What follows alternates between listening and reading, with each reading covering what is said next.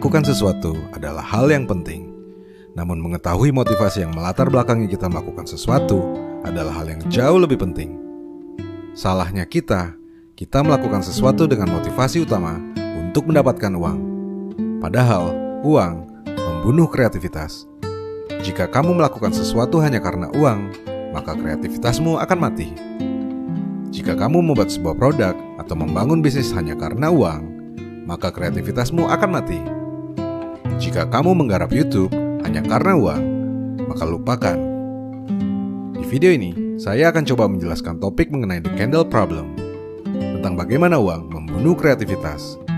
Kita akan berkenalan dengan eksperimen yang dapat menjelaskan fenomena ini dengan sangat menarik. Saya juga akan menunjukkan bagaimana memilih motivasi dan reward yang tepat untuk memicu kreativitas. Mari kita mulai.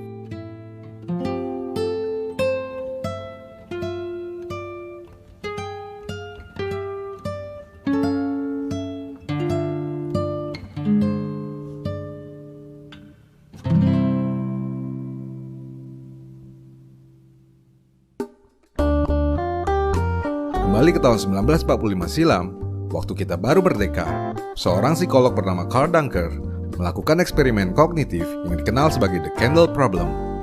Eksperimen ini dilakukan untuk mengukur kreativitas pemecahan masalah dan bagaimana kreativitas dapat digunakan untuk menyelesaikan masalah secara berbeda. Beginilah percobaannya.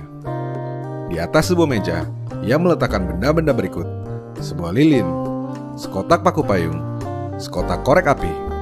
Para peserta kemudian diminta untuk menghidupkan lilin di tembok dengan benda-benda tersebut. Syaratnya, lelehan lilin tidak boleh menetes ke atas meja. Di dalam percobaan, para peserta kemudian menempuh beberapa cara untuk menyelesaikan tantangan. Beberapa menempelkan lilin di tembok dengan paku payung, beberapa yang lain mencoba untuk menempelkan lilin ke tembok dalam posisi horizontal dengan membakar sisi bawah lilin. Tentu cara-cara ini ternyata tidak berhasil. Kebanyakan peserta tidak melihat solusi kreatif di luar kotak untuk menyelesaikannya. Sebuah solusi yang betul-betul berada di luar kotak, yaitu dengan mengeluarkan paku payung dari dalam kotak, lalu menempelkan kotak yang sudah kosong dengan paku payung ke tembok, kemudian meletakkan dan menghidupkan lilin di dalam kotak tersebut. Percobaan ini kemudian diulangi kembali kepada peserta yang berbeda, juga dengan cara yang berbeda. Sebuah lilin, sekotak paku payung, dan sekotak korek api diletakkan di atas meja. Hanya kali ini, seluruh paku payung dikeluarkan dari dalam kotak. Hasilnya, hampir seluruh peserta dapat menyelesaikan masalah dengan menempelkan kotak ke tembok menggunakan paku payung dan meletakkan lilin di dalamnya. Dunker lalu menyimpulkan bahwa orang-orang pada umumnya memecahkan masalah dengan lebih mudah saat mereka dapat melihat kotak sebagai objek penggunaan daripada hanya sebuah wadah untuk menyimpan paku payung.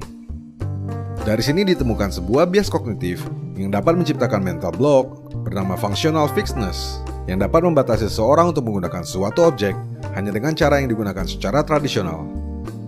Namun hasil yang jauh lebih penting dari The Candle Problem diperoleh dari percobaan lainnya di tahun 1962. Percobaan ini dilakukan oleh Sam Glassberg, seorang profesor Departemen Psikologi dari Princeton University.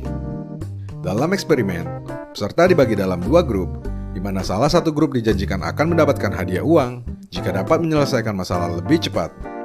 Pada eksperimen dengan paku payung diletakkan di luar kotak, grup yang ditawarkan hadiah uang ternyata dapat menyelesaikannya dengan lebih cepat. Tentu saja.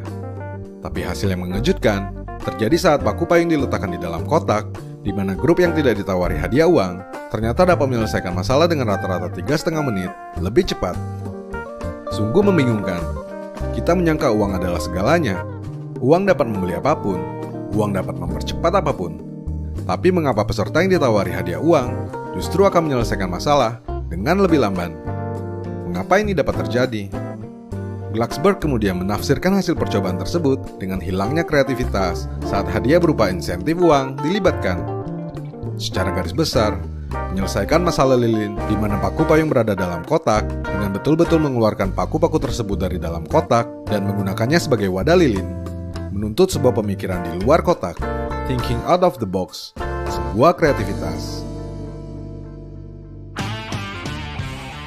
Sayangnya, ketika hadiah uang ditawarkan, situasi pun langsung berubah karena pikiran peserta akan terpaku pada penyelesaian tugas. Ini meningkatkan tekanan yang menyebabkan respons stres yang secara efektif mematikan area berpikir kreatif dan pemecahan masalah di otak manusia yang berada di korteks prefrontal. Kesimpulannya, iming-iming uang pada pekerjaan yang mudah untuk dilakukan, yang rutin, yang sederhana, akan memberikan pengaruh yang positif. Tetapi jika tiba pada persoalan yang menuntut kreativitas, maka iming-iming uang tidak akan memberi dampak apapun. Justru sebaliknya, uang berpotensi membunuh kreativitas.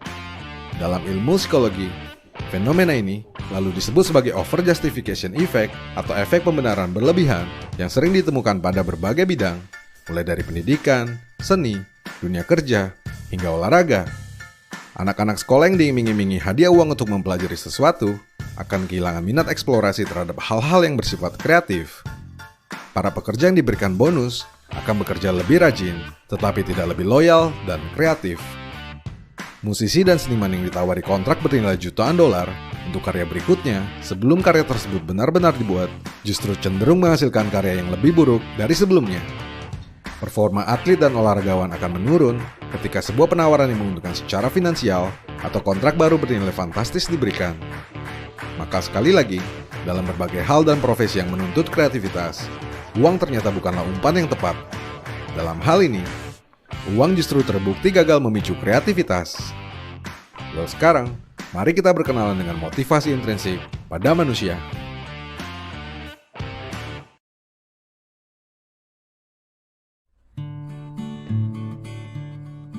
Motivasi intrinsik adalah motivasi yang muncul dari dalam diri untuk mencapai sesuatu demi memuaskan diri sendiri tanpa dipengaruhi oleh imbalan dari luar. Motivasi ekstrinsik adalah kebalikannya, yakni motivasi yang muncul karena adanya keinginan untuk mendapatkan imbalan atau hadiah atau dengan maksud untuk menghindari hukuman. Kedua motivasi ini sama pentingnya bagi kita. Namun sekali lagi, jika itu menyangkut kreativitas, motivasi intrinsik harus jadi prioritas. Sebab dalam kreativitas, motivasi intrinsik terbukti melanggar semua prinsip yang kita tahu mengenai uang, bisnis, dan ekonomi. Coba lihat Wikipedia dan Encarta. Encarta adalah ensiklopedia buatan Microsoft. Berbekal modal yang besar, Encarta mempekerjakan banyak sekali penulis. Para profesional dibayar secara layak untuk menulis dan mengedit ribuan, kalau bukan puluhan ribu artikel. Manajer-manajer diapresiasi dengan bonus tinggi langit untuk memastikan semua pekerjaan selesai. Sementara itu, di sisi berlawanan, Wikipedia hadir bagi komunitas untuk diisi secara sukarela. Orang-orang menulis dan mengisinya hanya demi kesenangan dan kebanggaan. Tidak ada satu kontributor pun yang dibayar bahkan hanya Rp1 untuk menulis di Wikipedia. Well, jika dilihat dari kacamata bisnis dan pengamat ekonomi, tentu mudah diterka. Encarta akan mendulang sukses dibandingkan Wikipedia karena insentif uang yang dimilikinya. Yang terjadi adalah sebaliknya. Wikipedia menang mudah. Insentif intrinsik berupa kesenangan dan kebanggaan ternyata mengalahkan uang secara telak. Di tempat berbeda, insentif ekonomi pernah ditawarkan pada berbagai platform, seperti sosial media yang membayar anggotanya hanya dengan membuat status, atau snack video yang memberikan uang untuk setiap konten yang dibuat. Hadiah uang di platform sosial media terlihat sebagai ide menarik, tetapi selalu terbukti gagal dalam mendorong kreativitas. Sebaliknya, orang melakukan hal-hal super kreatif di platform yang tidak menawarkan bayaran sama sekali, seperti TikTok atau Instagram. Dan kamu pasti sepakat, jika di YouTube, konten-konten terbaik datang dari segala sesuatu yang dibuat bukan karena motivasi uang. Well, sampai di sini, kita tahu bahwa untuk memicu kreativitas, maka kita perlu berhati-hati saat memilih motivasi yang dibutuhkan. Dalam hal ini, berdasarkan riset psikologi, motivasi eksternal seperti uang atau hadiah adalah hal-hal yang sepatutnya kita hindari. Dalam hal yang berhubungan dengan kepemimpinan, dunia kerja, dan cara mendidik anak, motivasi intrinsik akan memberikan dampak positif dalam memicu kreativitas dibandingkan uang. Maka alih-alih mengiming-imingi uang, kita dapat berfokus pada kebebasan, kesenangan, hobi, dan aktualisasi diri, di mana seluruhnya adalah motivasi intrinsik yang dapat melahirkan kreativitas. Selain itu, beberapa motivasi intrinsik lain yang dapat kita gunakan adalah harga diri, otonomi, keahlian, kontrol dan kemerdekaan, kepuasan diri, dan lain sebagainya. Dan bagi diri kita sendiri, kita mungkin perlu lebih banyak menelusuri minat dan hal-hal yang kita senangi, kemudian gali dan arahkan kepada sebuah tujuan, yakni tujuan yang akan memberikan alasan bagi kita untuk terlibat dan belajar. Kita akan senang saat merasa sedang melakukan sesuatu yang penting untuk menuju sesuatu yang berharga. Maka pada akhirnya, lagi-lagi ini adalah tentang seni mengenal diri kita sendiri, tentang mengetahui apa yang kita inginkan, serta menemukan tujuan yang ingin kita capai. Sesuatu yang akan kita kerjakan dengan bersemangat, produktif, dan bahagia. Dan inilah sesungguhnya alasan mengapa orang-orang paling sukses dan paling kreatif di dunia tidak membicarakan uang atau jumlah uang yang mereka miliki, melainkan tentang kepuasan atau apa mimpi yang ingin mereka capai dalam hidup.